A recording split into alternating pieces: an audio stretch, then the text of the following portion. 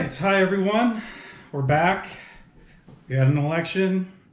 The red wave happened.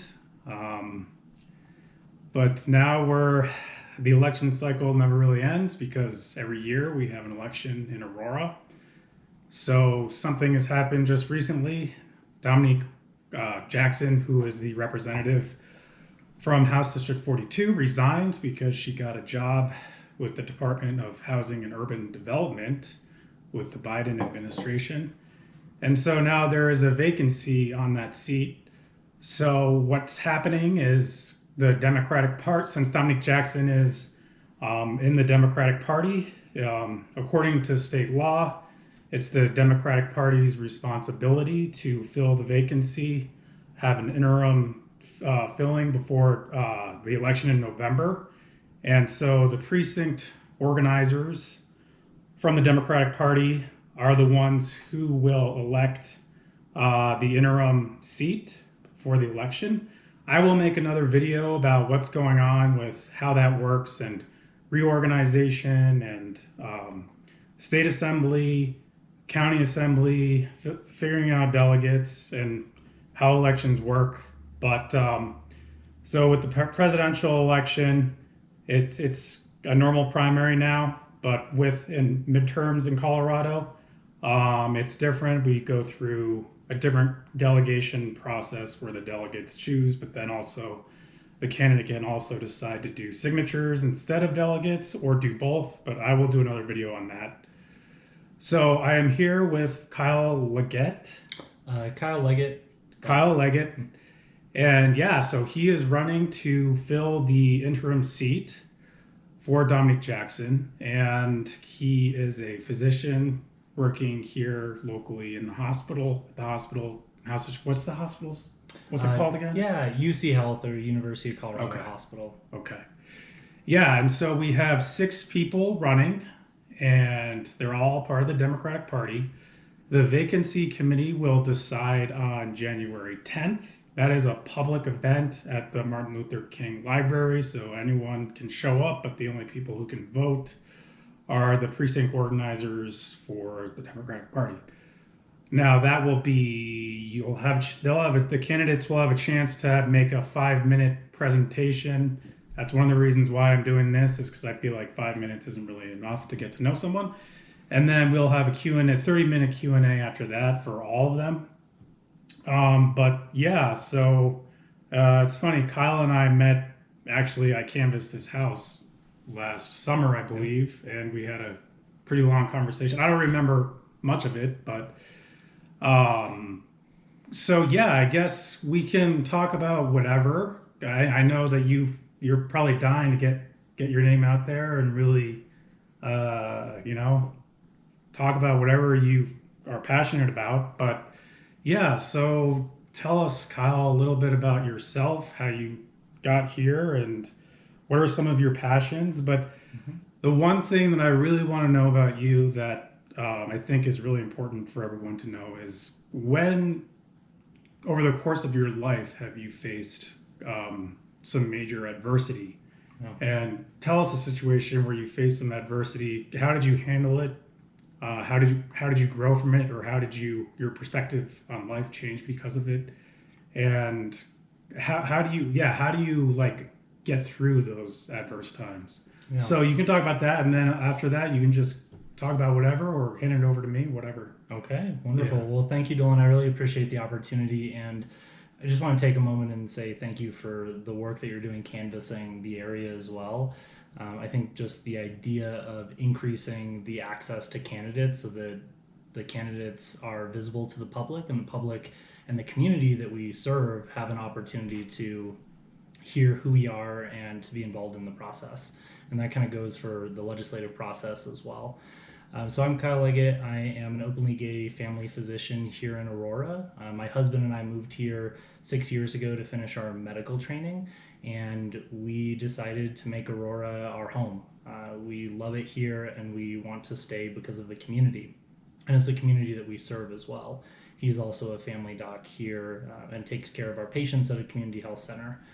And as you heard, I work in the hospital and in the clinic in Aurora and in a few other places around the Denver metro area. In terms of adversity, I think one of the changing points in my life was when I came out as an LGBTQ man in college. It was a little bit later than I think many others realize or come to this realization. And for me, it also came my senior year of when I was playing college football, and really trying to balance my identity as a college football player on the East Coast with my emerging identity as an LGBTQ man was really difficult for me. I really kind of fell in on myself and was struggling to figure out, well, who am I? What culture, what group do I identify with? Is that wrong? Is that right?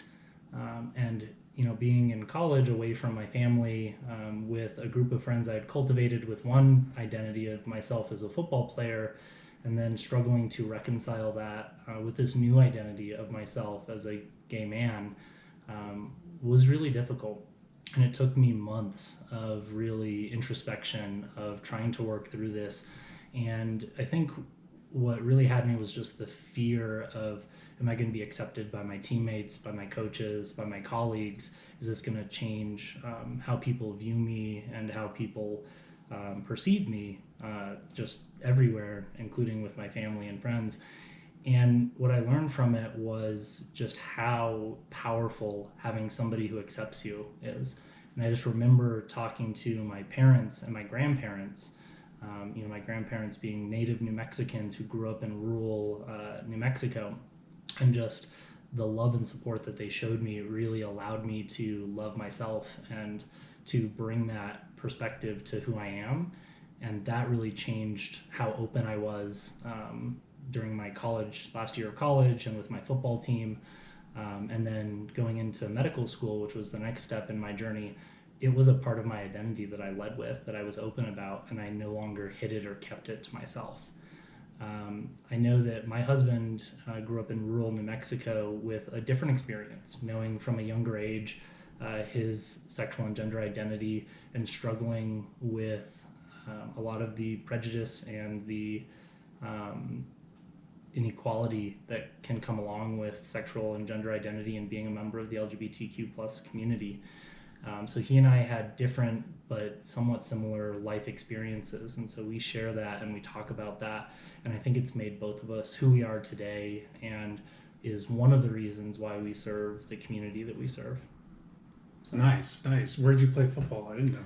Yeah, Tufts University. It's a D3 school out in Boston, near kind of in the Boston metro area, Somerville, Medford. I played defensive end for 4 years, minus when I tore my shoulder my junior year. I was a little bit bigger back then. I bulked up for football and then had to cut when I was done. But I loved it. Being a college athlete really was a defining part of who I was, especially earlier in my life. And you learn a lot about persevering through physical adversity, through being tired, fatigued, through injuries.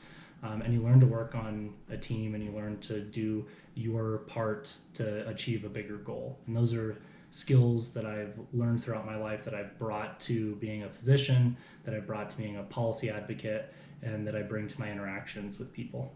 So nice. Yeah, my dad went to Williams. Oh yeah, so we played Williams. Yes, I grew up watching Williams football, because I know that Williams football is really strong. Williams and Amherst. They did beat us quite a few years. Yeah. They were very good. But yeah. I played Williams, Amherst, those schools, and it was that perfect balance of being able to be a college athlete and express myself in that way, but also get an education that allowed me to go to medical school.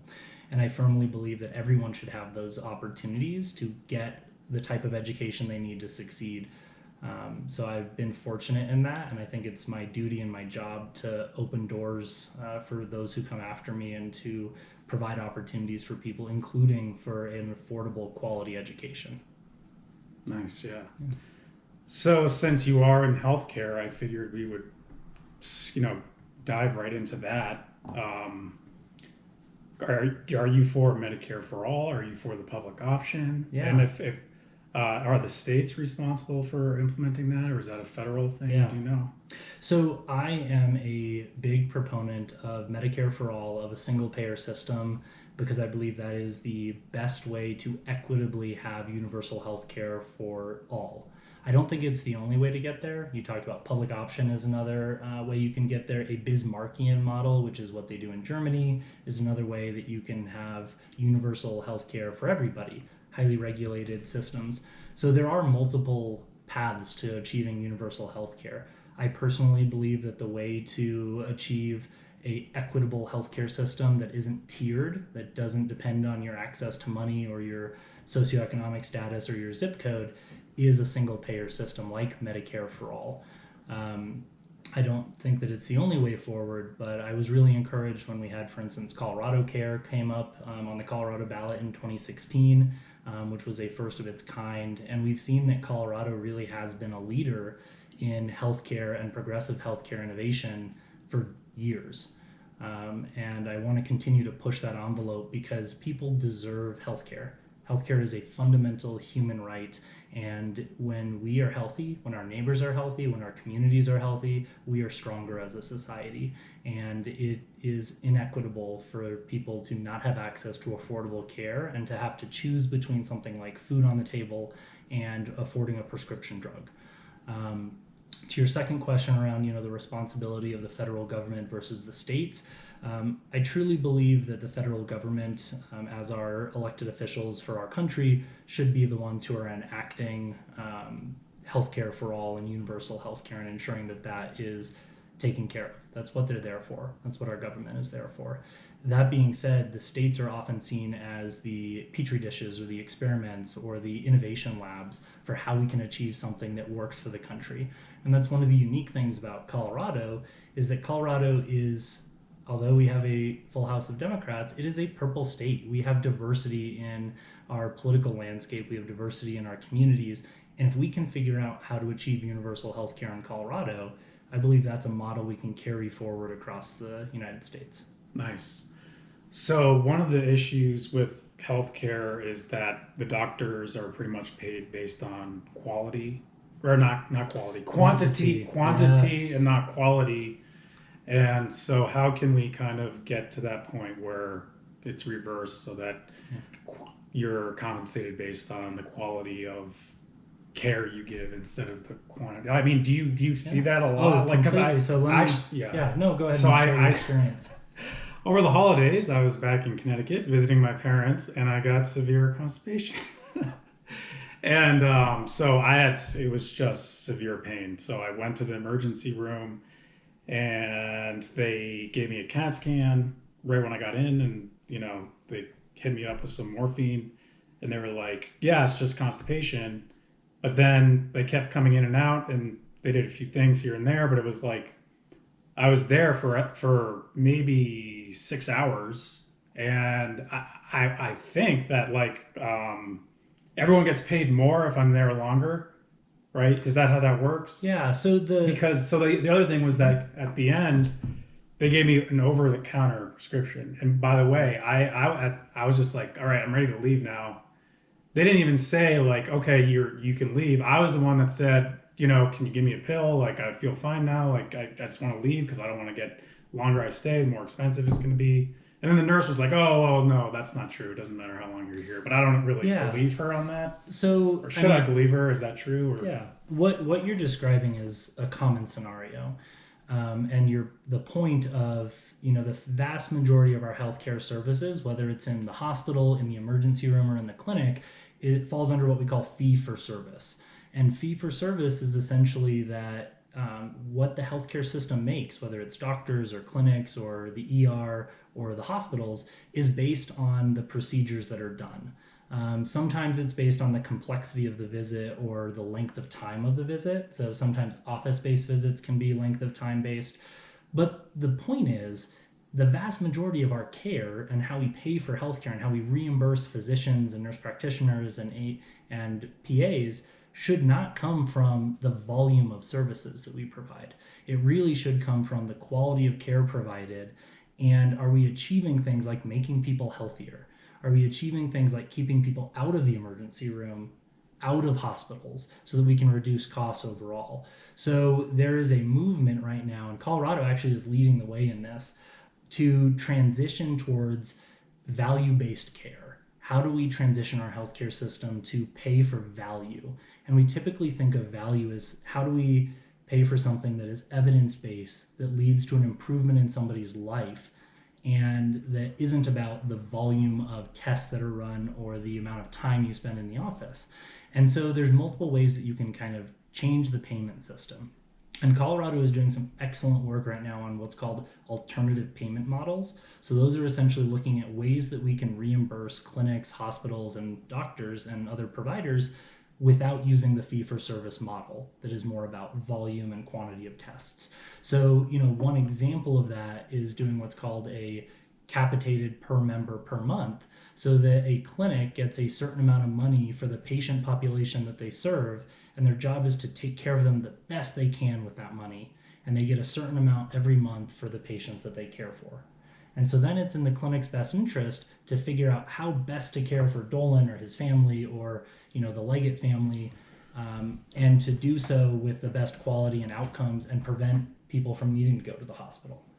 And so you're saying like a base salary monthly, or because that's what the Cleveland Clinic does? Yeah, so a lot of programs around the country do this. It is essentially can be a flat rate or it can be a adjusted rate per patient you take care of for your clinic or for your community. So does the insurance company pay the doctors or the hospitals or who? Yeah, so that's a little, it depends, right? So if you're a salaried physician, like I actually am a School of Medicine employee, and so I have a salaried amount. So when I bill for a service, it goes to the School of Medicine or to the hospital system. Other clinics, like if you work for a federally qualified health center, like my husband does, then you're an employee of that federally qualified health center. And the insurance usually pays the clinic. But you can also have practices where it's an individual doctor or nurse practitioner or PA, and the insurance is directly paying them. Yeah. But I think the overarching picture is that we can no longer afford, in a lot of ways, to have a fee-for-service system where our physicians and our clinics and our hospitals get paid based on volume of care and not quality of care. And Colorado really is leading the way in this. There are amazing discussions going on with the Primary Care Payment Reform Collaborative, with the Division of Insurance putting in budget requests that are going through JBC right now around how to continue a conversation around these alternative payment models that aren't fee-for-service based, that are based on quality of care and value of care. So we're doing the work, and other states are looking to us for leadership in this. So are we transitioning to an electronic records-based system? Because like when I went to the hospital in Connecticut, I was at the Yukon Health whatever center, and I was shocked. Like they didn't have iPads. They were all just filling out the paperwork, and I was just like, what's going on here? So most of our systems have transitioned to electronic health records. So is it all in the cloud, or like my information, you could look up my name and then, or is the HIPAA laws? Yeah, so there are a lot of privacy laws and also hardware and software limitations on what we can currently do. So most systems have either transitioned to or should have transitioned to at this point an electronic health record. But one of the problems is those electronic health records don't necessarily talk to each other. So if I see somebody who is coming from a different system with a different electronic health record, I may not be able to access their records. And so instead we use fax machines, which is probably the only time in my life I currently use a fax machine, is when we're requesting records from somebody's old clinic office or hospital records, and they don't talk to each other. And sometimes even when they use the same electronic health record, the same brand name software, those softwares don't talk to each other. And there are laws and policies in place that make it difficult to navigate, but the medical... Because of privacy. Because of privacy, yep. But the medical community, the patient community, so many people have said, we need to figure this out because that data needs to be interoperable. Because, if you get care and you're traveling, just like you said, you're not going to your regular doctor. You're not going in your regular health system. The providers who you saw when you were in Connecticut, it would have been a benefit to them to be able to access your records. And Yeah. just like if you were to need to be seen somewhere else because of an emergency or because you change jobs or because you move, you should be able to have your healthcare providers have access to your health records. And many other countries have figured this out, and we have yet to be able to. I mean, we can go deep. Yeah, it's just like big tech is kind of getting into that, and it seems as though HIPAA is at some point going to be somewhat irrelevant because of big tech. But yeah. So I mean, are there any other? What are the other things that you're interested in? Like, what's going to be the biggest? Obviously, healthcare. But aside from that, like your first day in office, like what? Yeah. Who are you going to call? What are you going to write? Yeah, for sure. So, I mean, my first, if elected, my first goal is actually to contact and engage with the other candidates for House District 42, because in my conversations with them so far, they have all had incredible ideas. They have So you've talked to them? with most of them, yes. And they have good policy ideas. They have, thoughts on how to make our community healthier and better. And my hope is that whoever wins the election convenes or talks to the other candidates so that we have a plan for Arapahoe, that we have a plan for House District 42, and that we can really capitalize on the smart, talented, and engaged people who are running for this vacancy seat. So that would be kind of even before stepping into office. Health. So what about COVID? Are you going to take any action on doing things differently on how we're handling COVID, or is the state doing anything about that, or like? Because I know that you said that you've been kind of following the state government for the past 6 months, and is there anything insight you have for us in terms of what they've done with COVID, and but also other things like housing? Sure. Yeah, housing is. Well, and I'm going to even back up a second before COVID, because I think your point is COVID's important, housing is important, healthcare is important, right? These are all things that people need to live a healthy, happy life and to thrive. And what I would do in my overarching goal, if elected, is to figure out a way to have collaboration between our services and our systems, to break down the silos between public health, healthcare system, mental and behavioral health, social services, education, so that those programs and services that exist are focused on people, their families, and the communities, not on providing an individual service. And to make it so that it is wraparound whole person services that are all backed by an interoperable IT infrastructure that allows for data sharing and that allows for us to coordinate care, so that if somebody does have COVID, that if they also need housing, we're able to provide that in a seamless, comprehensive way.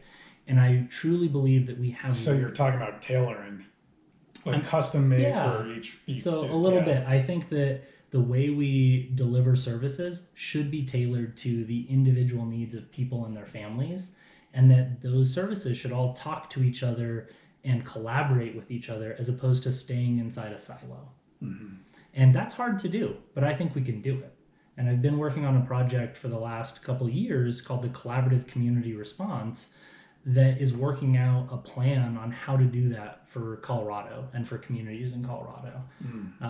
Things like, how do we change statutory law and policy so that systems and programs can collaborate with each other, so that they are not tied within their funding stream to sit only within food insecurity, for instance, without an ability to collaborate with housing. How do we run pilot programs of this at the community level that we can upscale for the state? And then how do we continue to back this up with a IT infrastructure that allows for metrics and goals and tracking and sharing of data? So that is, big picture, one of the things that I would like to accomplish in office, because I believe that's going to augment and improve the existing programs we have. Mm-hmm. To your point on COVID, I have been a firm supporter of a mask mandate for when our case rates go up and how that helps support areas. And I think, leading from the state is important. Masks are one of our tools in our toolbox to combat COVID. And we, have really been pushing vaccines at the state level, which I completely... So when you say mask mandate across the board, public for private enterprises and for public? areas? When you say mask mandate? So when I say mask mandate, I mean taking the types of steps that we took earlier in the pandemic around masks and doing that statewide when our transmission rates are between 25% in Denver metro area and 50% in the mountain communities. Okay. Yeah. So yeah, I'm trying to, gosh, there's so much to talk about. So like with, I guess we've got artificial intelligence, we've got globalization, we have immigration, we have all these things that are actually not really working for Americans, but for non-Americans. That's how I see it.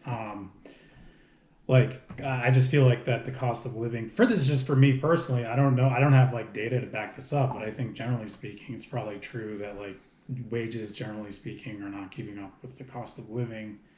And that's due to like competition, like the work, artificial intelligence. But like, what's your opinion on that?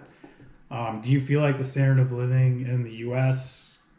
is okay? Are we on the right track in terms of the whole economics and all that? Do a deep dive into economics. And, let's talk a little bit about. Do you consider yourself like? I hate to say like label someone as like capitalist or socialist or a mix of both socialism and capitalism, because at the end of the day, they're just words. They have, So like I want to figure out like a broad brush as to where you stand on all that. Well, but then also dive into some details as to like how do we. Let me describe what I see as some of the problems and potential solutions, and then we can put whatever label kind of fits in that category or not. I mean, but I'll just so like Bernie Sanders or Joe Biden. Yeah, closer to Bernie Sanders than Joe Biden. Okay, but not totally Bernie Sanders. But not totally Bernie Sanders. Okay. So when I think about what's going on in terms of a living wage, what's going on in terms of the economy, what's going on in terms of the standard of living, I really think about the divergence and the increase in the wealth gap in this country, right? That's been something that's been going on for decades, where the richest 10% have more and more of the total wealth in the country compared to the bottom 10%. And that wage gap, that income gap, that inequality has been growing. And I think that is one of the more telling things about the state of our living wages, of the state of the cost of housing, the cost of living in America. And, to then talk the next point, the cost of education has skyrocketed, right? If you want to go on to college or university, the cost of that, when you compare it to the cost of minimum wage, has gone up astronomically. And when you look at the number of hours needed to work to pay for an average college education, it is almost unattainable compared to where it was 20, 30, 40 years ago. And then we look at minimum wage and, looking and living in a city like Aurora or Denver metro area, minimum wage needs to be higher. It needs to be much higher. My goal for a minimum wage would be the wage that somebody needs to live comfortably in our city and to support themselves and their family and not have to make decisions like putting food on the table or buying a prescription drug. I don't know the exact number for that. But I imagine that it's got to be upwards and over 14, 15 plus in terms of dollars per hour. And what I want to do is support people so that they can live their lives. I have met way too many patients who work multiple jobs, who are working 60, 70, 80 plus hour weeks at multiple minimum wage jobs and can't support themselves and their families, can't afford their medications, and then they get sicker or they have to make, gut-wrenching choices between, getting gifts for Christmas or being able to buy their insulin. And those types of decisions should not be happening. And I think that that's what our state government is for. That's why we elect people, is so that they can hear those stories from people, for me, from the patient side of things, and do something about them. Yeah. So however you would categorize what I said in terms of that, I'll Yeah. So what do you think of like protectionism and isolationism? So like limiting immigration, limiting like jobs being shipped overseas. Are you for like globalization, free market capitalism, or like cheap labor in China, means that our goods are going to be cheaper here, but yet like those manufacturing jobs are being shipped overseas. I mean, there are good and bad aspects to all of this, but like, I mean, a lot of people would say that's why Trump got elected, was tough on China, tough on trade, and tough on immigration. So where do you stand on that? Yeah. Isolationism and protectionism, like, and I mean, I guess like in terms of foreign policy and all that, you're not going to be dealing with that, so we don't have to deal with isolationism, but like protectionism. I mean, I'll give you some big things. One is, I think that we are stronger when we celebrate and increase our diversity as communities, as neighborhoods, as societies. And so, in terms of immigration, how do we increase our diversity? And that is really a foundation of America and our country. So I'm very much for immigration policies that allow us to continue to grow and be the diverse community that we were founded on and that we want to continue. In terms of the global economy and capitalism and free market, I think you're right in that there are pros and cons to these discussions, and it's tough. The thing that I'm worried about is that like it's like white collar jobs are starting to get shipped overseas, and then like low paying jobs, like a lot of the immigrants are like, they'll be getting paid under the table, and then oftentimes they'll be sending their money back home to their home country, and then that money won't be circulating through, and then it's like, so the business people who are playing by the rules, they're at a disadvantage because they have to pay whatever the minimum wage, and they have to pay the taxes and all that. So like I've talked to a lot of people in Aurora who are on both sides, who are immigrants and do that, what I just said, send money back to their home country, and then they're getting paid under the table and whatever. And then, but I also talk to business people who are hiring illegal immigrants, where they're benefiting greatly from it. But like at the same time, they're competing against like bigger corporations who have a big advantage as well. So it's like, I guess people are benefiting and losing because of it. So it's like, so what I'm hearing from you is that we have an issue right now with jobs. We have an issue with people getting paid equitable and livable wages and having opportunities there. And I think that all of these things tie together with education. They tie together with people's opportunities. They tie together with, our immigration policies and our immigration process. And I don't have a direct solution for everything you just laid out because it's complicated. And like you said, there are people who are on one side of the issue and people who are on other sides of the issue, people who are benefiting and people who are not. But I think, where I would come to this from is I want to listen. I want to hear from business owners. I want to hear from people who are here working those jobs you're describing, from every walk of life. And I want to better understand the barriers they're facing, why they're in the situation that they're in, and then how do we build out a society and our social systems so that people have more opportunities than what they currently have.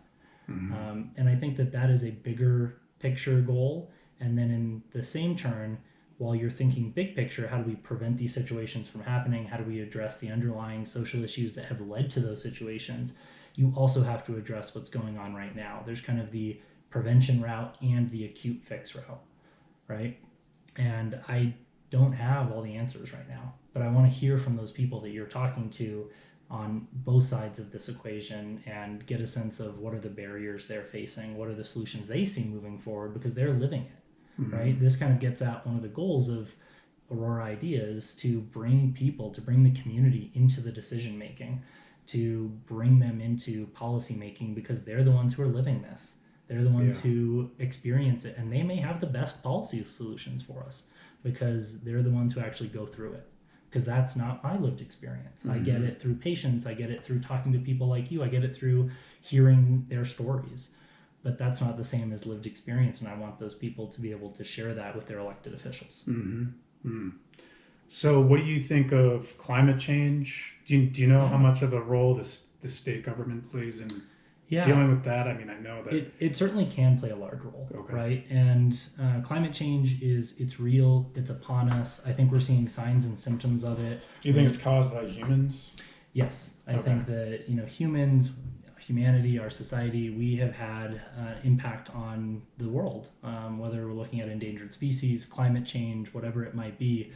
Our footprint on this world is big. It's the biggest that any species has ever had. And climate change is here, and it goes from things like the record-breaking temperatures that we had in the Denver and Aurora metro area to the 224 days without snow that we went in this space. I mean, just shattering records, to the devastating wildfires that we had just last week in an unprecedented situation, right? Yeah. Where thousands of homes, over 1,000 homes have been destroyed and people displaced, people missing. And I firmly believe that climate change has an impact on those things. From the state level, I think things that we can do as Colorado and should be doing are things like incentivizing renewable energy programs, helping people install solar, wind, incentivizing that, and augmenting existing incentive programs from the federal government. Trying to reduce air pollution and carbon emissions from our transport and from our industrial section and sectors, so that people have livable quality air to breathe and that we're reducing our greenhouse gas emissions. And then we can even dive deeper into water conservation, especially if we're not going to have the snowpacks that we rely on for our reservoirs.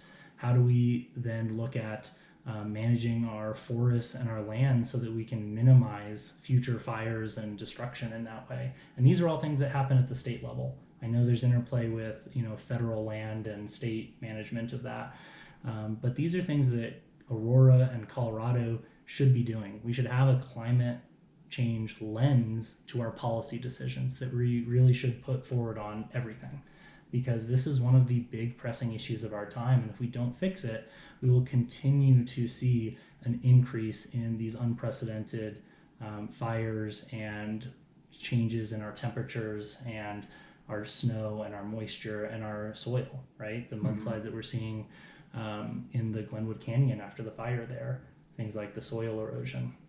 So I firmly believe that we locally and at the state level can have an impact, while also pushing our federal government to do things at the national level, because we can do a lot at the state, and we should, but we need to also push our federally elected officials to do more.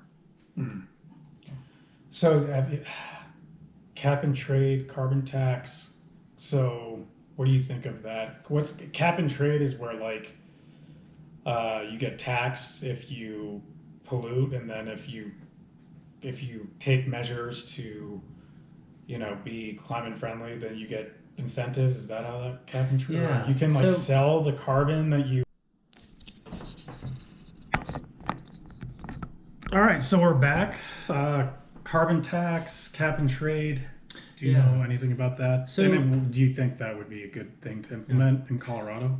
Yeah, I think general principles of trying to incentivize people to reduce their carbon footprint and to tax or increase when people are increasing their carbon footprint are reasonable ideas, but they have to be done in an equitable way. I think, when we look at historical efforts like this, if they're not done without taking into account the community and without taking into account systems and doing this in an equitable way, they tend to impact disadvantaged communities more than they do others.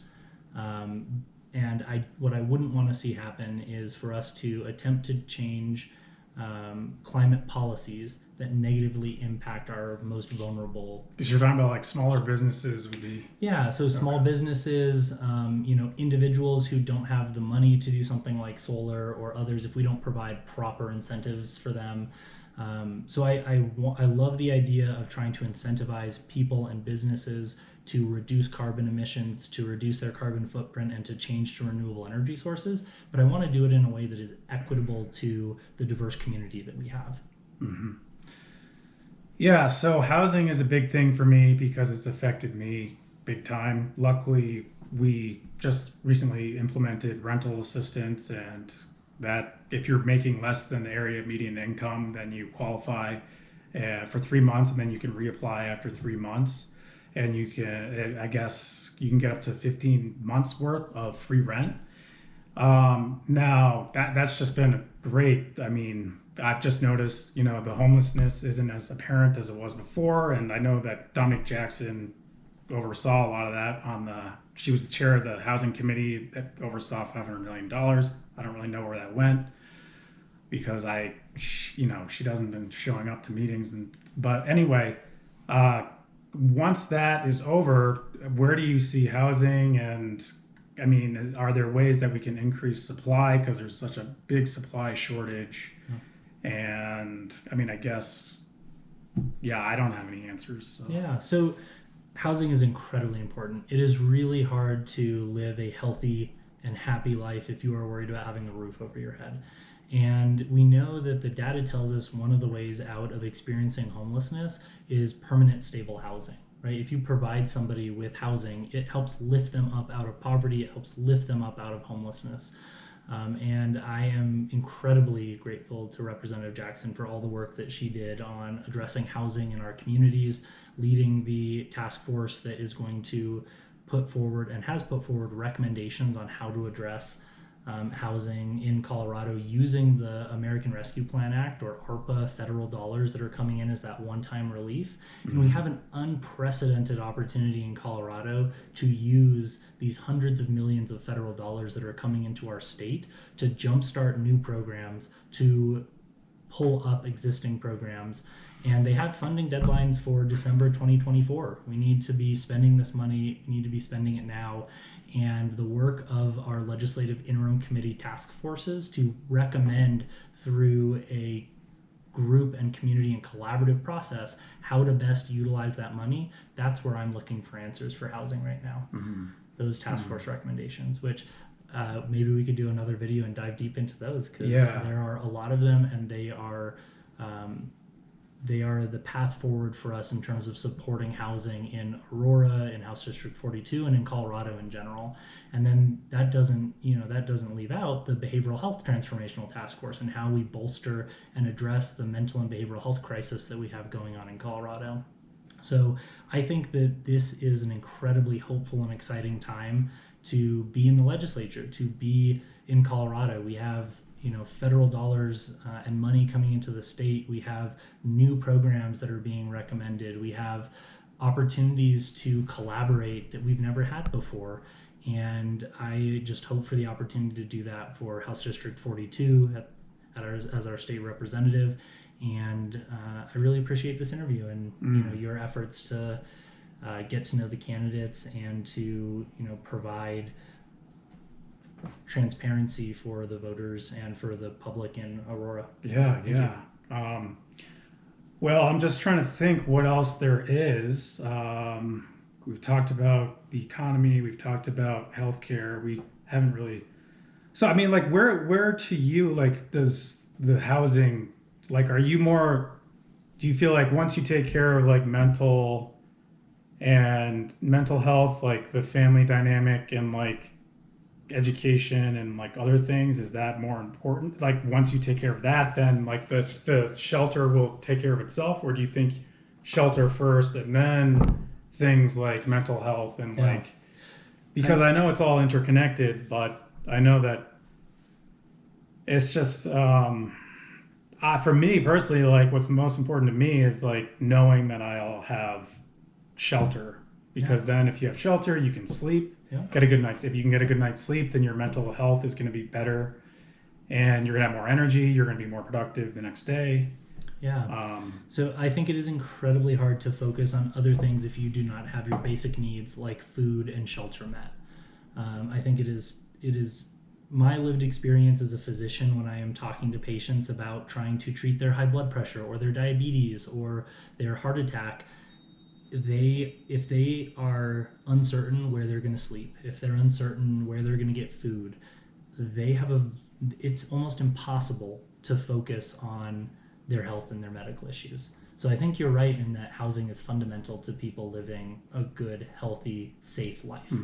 That being said, if I could choose, where do you put the focus? It's on all of it together collaboratively. And I don't think that it is a binary this or this choice. I truly believe that we can collaborate across systems so that when somebody needs housing and has food insecurity, we can address both of those things together with services that talk to each other, collaborate, and are backed up by a comprehensive, interoperable IT infrastructure. What do you think of government getting into the business of constructing apartments and then renting and selling for below market price? Is that something that is, there's the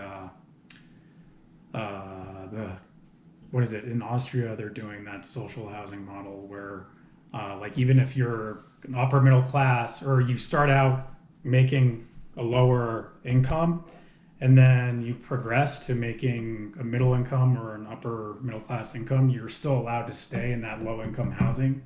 So that makes it more fair for everyone. Mm-hmm. Is that something that you would be, it's the Vienna social housing model? I know that Juan Marcano from the Aurora City Council is really into that. Okay. And also land trusts, public land trusts. I don't know if you know. So to your first piece in kind of government in public housing, I think that if people's needs are not being met, part of the reason government is there is to help lift people up and to support them when they need it. And if that includes housing in the way that you described, then I think that's worth looking into. I'll be honest in that I don't know enough about that model to kind of give you my exact, here's where I stand on it. Mm-hmm. But I'd love to learn more about it because it certainly sounds like another form or program that we could maybe implement in Aurora and Colorado. But I'll be honest, I would need to learn more about it before I could kind of say where I fall on that. Yeah. But Dolan, this has been absolutely a fun and enjoyable experience for me, and I have really appreciated the opportunity to share my views on what is a wide range of subjects, which I really also appreciate, because you're right, 5 minutes at a vacancy committee election and a couple minutes of Q&A is not enough time to get to know somebody, to know their values, their platform, and why they're running. And I hope this was an opportunity to do that. Appreciate. So we're going to do a quick lightning round, if that's okay with you? Yeah, I can do a lightning round. All right.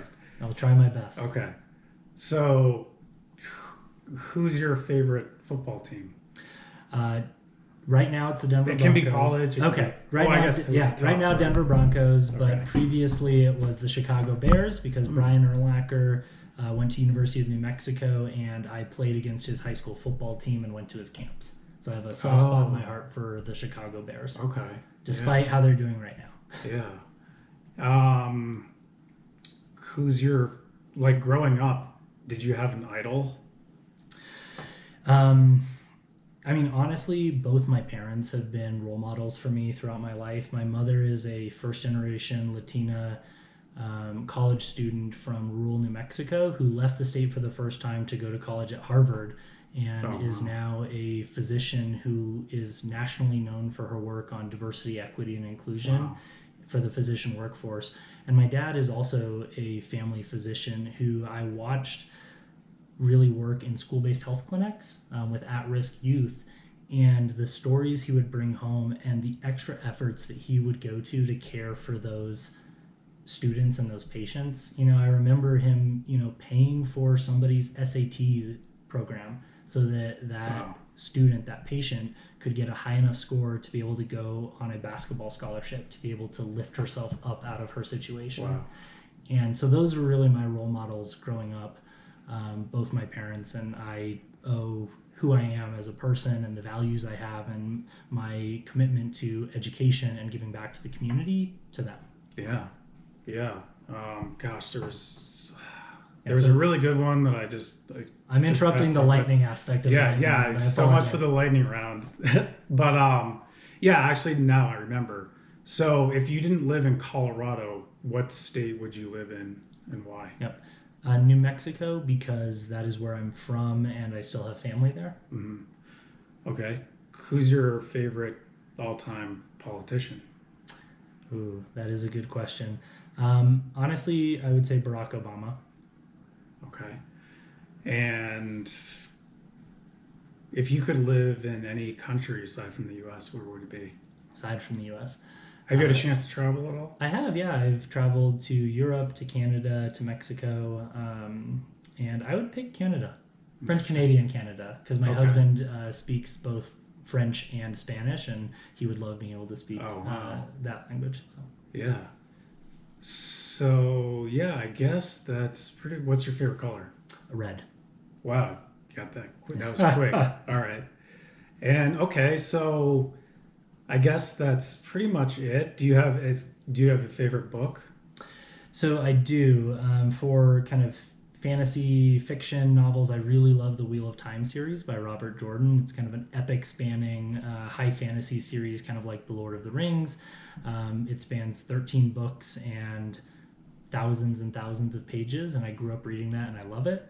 For non-fiction and more for personal and professional development, The Healing of America by T.R. Reid, where TR goes to different countries across the world and analyzes and compares their healthcare systems to the US healthcare system, was one of my first forays into there are other ways to do healthcare than what we currently have. What nation has the best healthcare system? So that is a complicated answer. There are countries that consistently score very high. So France, Britain, Canada as another one.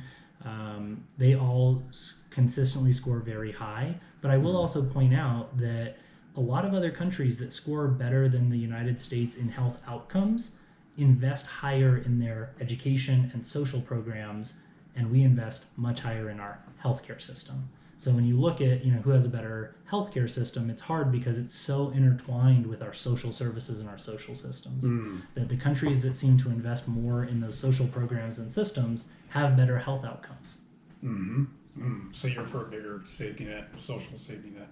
Definitely Maybe. For building out social programs that actually work for people and investing in education and investing in providing people opportunities. Okay, great. Yeah. So, favorite philosopher? Friedrich Nietzsche. So, Okay, he's one of my favorites too. Thus spoke Zarathustra. So you got through the lightning round. I got through the lightning round. I didn't think I was going to get through it. I did slow you down. But, yeah, so I guess that's pretty much it. Is there anything else you want to say to Aurora, House District 42, Yeah. the PCPs? I think the biggest thing is that, I am doing this because of the patient stories that I hear on a day-to-day basis and the inequalities in our system that I have seen play out in people's lives. And I have seen the downstream consequences of people not getting access to health insurance and health care or food or housing or fleeing domestic violence. And I firmly believe that as an elected official, I can bring those stories to light. I can share them. I can share my lived experience and what I've learned from my patients in office and promoting policy. And when I combine that with my policy experience, I think that I would be a good candidate for House District 42. But ultimately, I just want to see our communities and our individuals and their families be able to live healthy, happy, thriving lives. So however we can get to that. Nice. So one last question. If you were to recommend taking any vitamin, what would it be? That is a tough question. I would say that you're not going to go wrong with a little bit of extra vitamin D or a little bit of a B complex vitamin. So it's kind of a mix of all the different B vitamins. Oh, okay. Yeah. All right, great. Well, yeah, I really appreciate your time. Kyle Leggott, right? Yep. Okay, good. Yeah. And it's going to be, we've got 6 candidates, and hopefully I will be able to interview all of them for you guys, and hope everyone's doing well. And next up is Mandy Lindsay. So, be aware of the next video coming up because it's going to be soon. All right, guys, have a good night. Thanks, Kyle. Thanks. Take care. Also, the vacancy committee meeting is January 10th, just to remind you guys.